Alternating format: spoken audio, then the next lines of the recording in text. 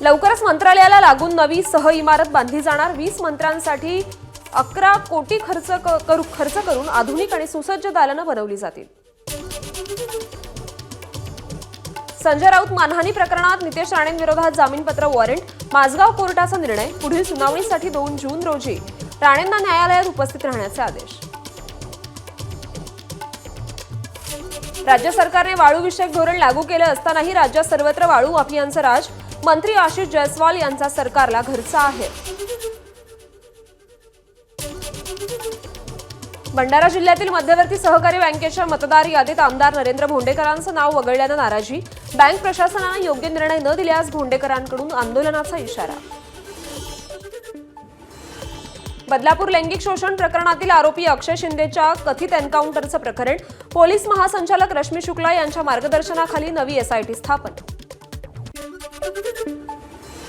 अलिबागमधील मूकबधिर मुलांच्या शाळेचं काम संथ गतीनं। जिल्हा परिषदेकडून 2,46,00,000 रुपयांचा निधी मंजूर, तरीही काम अर्धवटच। मुलं घेतात भाड्याच्या खोलीत शिक्षण। घोडबंदर भाईंदर बोगदा एलिव्हेटेड पुलाचं काम रखडण्याची शक्यता आहे। या प्रकल्पाच्या निविदेला L&T कंपनीकडून कोर्टात आव्हान। कोर्टानं याचिकेवरील निकाल राखून ठेवलाय।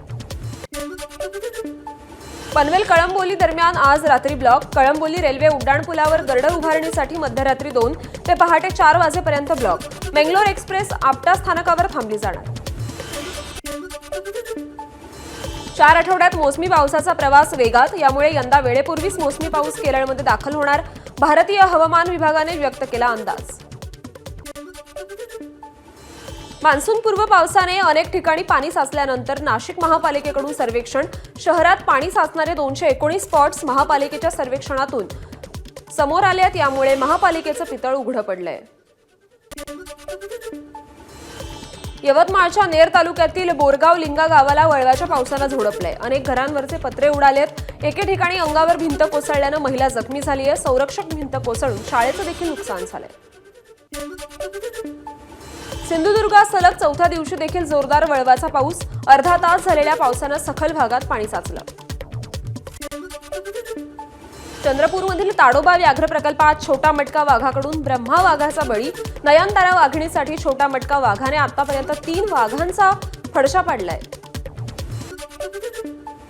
गोंदियाच्या नवेगाव नागझिरा व्याघ्र प्रकल्पात गेल्या वर्षीच्या तुलनेत वाघांच्या संख्येत घट, तर प्राणी गणनेत मागील वर्षीच्या तुलनेत 400 प्राण्यांची वाढ।